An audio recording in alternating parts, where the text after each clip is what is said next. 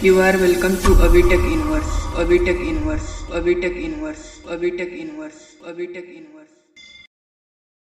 इस वीडियो में हम जानेंगे लिब्रे ऑफिस राइटर के कंप्लीट इंटरफेस के बारे में।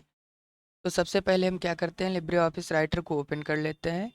Windows plus are button press करेंगे, रन डायलॉग बॉक्स में लिखेंगे यस राइटर। उसके बाद में ओके कर देंगे, ओके बटन पर क्लिक कर देंगे या फिर इंटर बटन प्रेस कर देते हैं।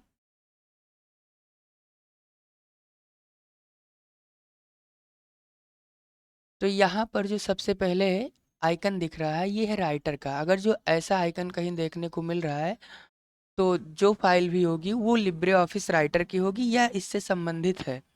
उसके बाद में लिखा हुआ है अनटाइटल 1। अनटाइटल का मतलब है कि यहाँ पर अभी इस फाइल का नाम नहीं दिया गया है, इसलिए ये अनटाइटल के नाम से आ रहा है। उसके बाद में यहाँ 1 जो है 1 बता रहा है कि ये पहली फाइल है। अगर जो हम कंट्रोल एन करके नई फाइल ले लेंगे तो अनटाइटल 2 हो जाएगा। और लिब्रे ऑफिस का सॉफ्टवेयर है राइटर, तो यहाँ पर ये क्लियर लिखा गया है लिब्रे ऑफिस राइटर। उसके बाद में अगर जो हम आए दाहिने दाहिने साइड में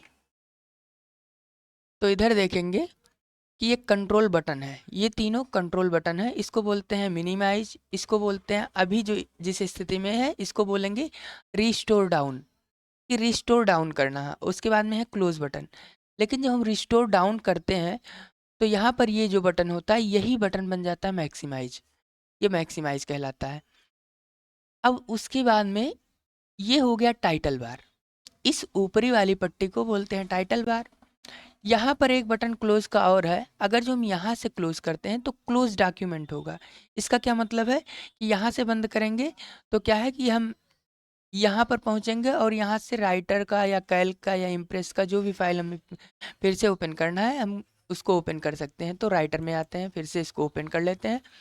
यहाँ से केवल डॉक्यूमेंट क्लोज होता है और यहाँ से अगर जो क्लोज कर देंगे तो कम्प्लीटली क्लोज हो जाएगा ये विंडो। उसके बाद में आता है मीनू बार।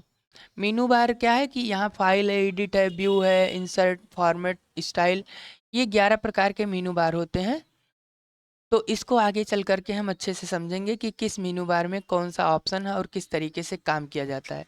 उसके नीचे आता है मीनू बार के जस्ट नीचे आता है स्टैंडर्ड टूल बार। इसको बोलते हैं स्टैंडर्ड टूल बार। ये जो है हमारा ये स्टैंडर्ड टूल बार कहलाता है। स्टैंडर्ड टूल बार से काम क्या होता है कि जो लगभग लगभग पूरे डॉक्यूमेंट में हर जगह पर उपयोग किया जाता है। जैसे अगर जो पूरे डॉक्यूमेंट में कहीं भी हम काम कर रहे हैं, अचानक से सेव करना हुआ तो हम सेव कर लेंगे। उसके बाद में प्रिंट करना हुआ या पीडीएफ में एक्सपोर्ट करना हुआ तो ऐसे कर लेंगे। फिर उसके बाद में कुछ सर्च करना हुआ या फिर क्लोन करना है फॉर्मेट को तो यहाँ से हम कर सकते हैं। और उसके जस्ट नीचे आता है स्टैंडर्ड टूल बार के जस्ट नीचे आता है formatting tool bar. Formatting tool bar से क्या है कि हम किसी भी टेक्स्ट को या कंटेंट को फॉर्मेट कर सकते हैं, उसका कलर चेंज कर सकते हैं, बैकग्राउंड कलर चेंज कर सकते हैं या फिर bold, italic, underline, strike through या सब स्क्रिप्ट, सुपर स्क्रिप्ट आदि हम कर सकते हैं। तो ये होता है फॉर्मेटिंग टूल बार। अब इसका हम नाम कैसे पता करेंगे कि कौन सा स्टैंडर्ड टूल बार है, कौन सा फॉर्मेटिंग टूल बार है। उसके लिए क्या करेंगे, हम यहाँ पर आ करके चाहे स्टैंडर्ड टूल बार पर या फॉर्मेटिंग टूल बार पर राइट बटन क्लिक कर देंगे। और राइट बटन जैसे क्लिक कर देंगे तो यहाँ पर देखिए ये लिख रहा है स्टैंडर्ड, यानी ये स्टैंडर्ड टूल बार है। और नीचे आते हैं तो यहाँ पर क्लिक कर देंगे, राइट बटन क्लिक करेंगे माउस का तो यहाँ पर फॉर्मेटिंग आ जाता है, यानी ये फॉर्मेटिंग टूल बार है। अब हम इसको अपने अनुसार कस्टमाइज़ कर सकते हैं अगर जो कस्टमाइज़ करना चाहते हैं तो। उसके बाद में आता है नीचे यहाँ पर फॉर्मेटिंग टूल बार के नीचे क्या है, ये है टैब। अगर जो हम यहाँ कॉर्नर पर देखें तो ये टैब कहलाता है और टैब 4 प्रकार के होते हैं। पहला है लेफ्ट टैब, दोबारा उसी पर लेफ्ट बटन क्लिक करते हैं माउस का तो राइट टैब बन जाता है। उसके बाद बटन क्लिक कर देते हैं कर देते हैं तो सेंटर टैब बन जाता है। अगर जो हम थोड़े समय के लिए इसको यहाँ पर ऐसे होल्ड करें तो नाम बताएगा। जैसे एक बार और क्लिक कर लेते हैं और उसके बाद में यहाँ पर आते हैं तो इसमें नाम नहीं बता रहा है लेकिन नाम बताना चाहिए। ये है decimal tab. Left tab, right tab, centre tab, decimal tab, ये 4 प्रकार के टैब होते हैं। तो डिफ़ॉल्ट वाला लेफ्ट रहता है तो लेफ्ट पर हम क्लिक कर देते हैं, मतलब लेफ्ट कर देते हैं। उसके बाद में अगर जो हम इधर बढ़ें तो यहाँ ये है रूलर।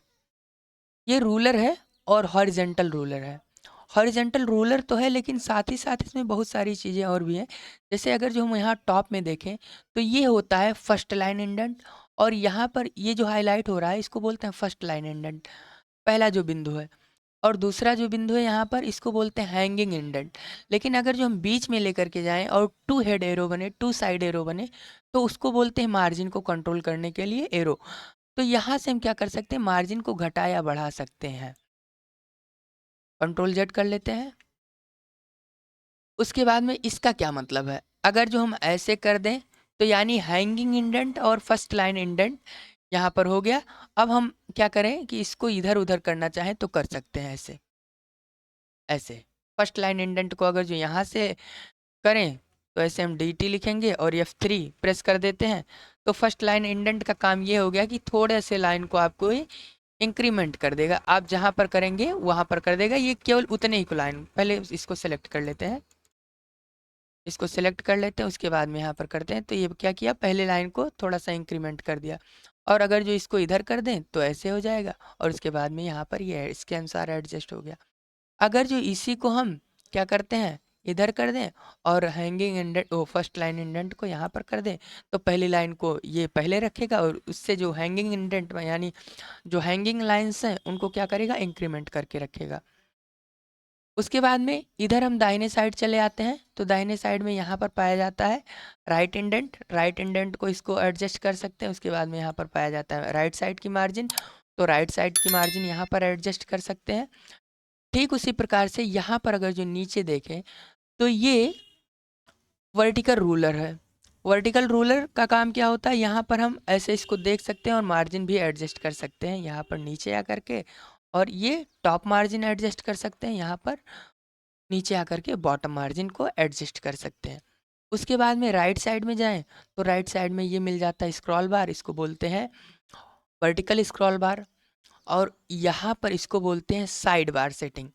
तो यहाँ पर इसके साइड बार में अगर जो आए तो तमाम प्रकार के यहाँ पर ऑप्शंस है, स्टाइल्स है, गैलरी है, नेविगेटर है, पेज है, स्टाइल इंस्पेक्टर है। तो इसको आगे चल करके एक एक ऑप्शन समझेंगे। ये इंटरफेस है इसलिए मैं इसको बता रहा हूँ कि यहाँ पर साइड बार है।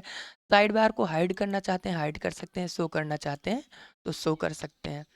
उसके बाद में अगर जो हम पेज को कंप्लीट जूम कर देते हैं, इतना जूम कर देते हैं कि एक ही स्क्रीन पर, मतलब एक बार में स्क्रीन पर पूरा पेज नहीं दिखाई देगा, तो उस समय क्या होता है कि आपके पास एक और स्क्रॉल बार आ जाता है जिसको बोलते हैं हॉरिजेंटल स्क्रॉल बार। तो कंट्रोल और स्क्रॉल अप करेंगे, उसके बाद में पेज हम क्या करते हैं, स्क्रीन से बड़ा कर देते हैं। तो जैसे स्क्रीन से बड़ा करेंगे तो यहाँ पर तुरंत हमारे पास में एक और स्क्रॉल बार आ जाता है।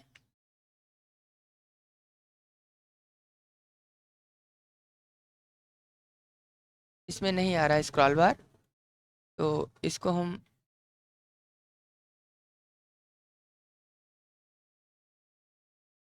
व्यू में हम आ करके देख लेते हैं स्क्रॉल बार को।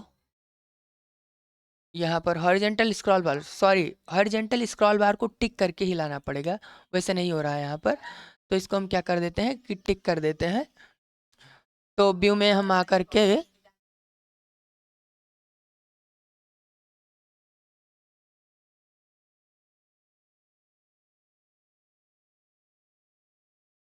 यहाँ पर स्क्रॉल बार पर हम टिक कर दिए हैं, और पेज को जब बड़ा करेंगे तो स्क्रॉल बार आ जाएगा। ये देखिए आ गया ऐसे। अगर जो हम यहाँ से अनटिक कर देते हैं,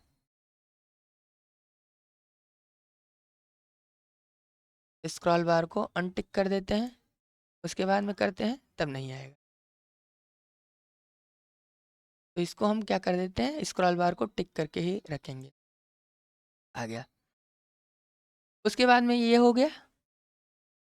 और ये जो दिख रहा है, यहाँ पर जो ऑप्शन दिख रहा है, इसको बोलते हैं बाउंड्री। ये है बाउंड्रीज। अगर यहाँ बाउंड्रीज को हम अनटिक कर दें तो ये हट जाएगा, ये जो सिंबल दिख रहा है ये हट जाता है।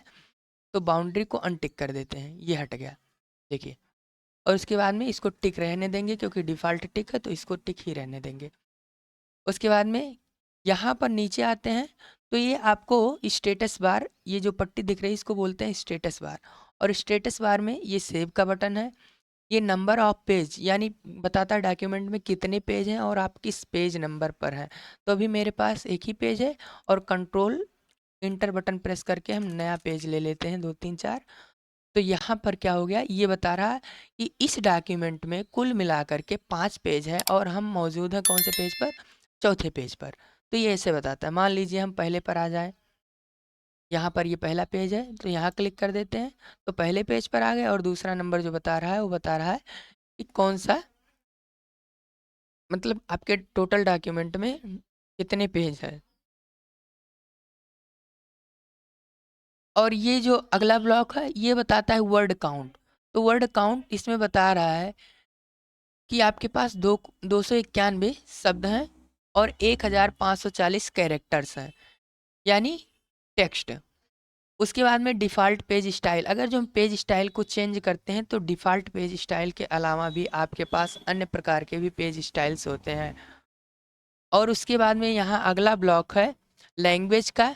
तो लैंग्वेज इंग्लिश का यूएसए है, यूएसए का इंग्लिश है, बाकी यूके का भी इंग्लिश हो सकता है या फिर अन्य प्रकार के भी आप जो फॉन्ट यूज़ करना चाहें इसमें जो लैंग्वेज, वो लैंग्वेज भी यूज़ कर सकते हैं, आगे चल कर के बताएंगे।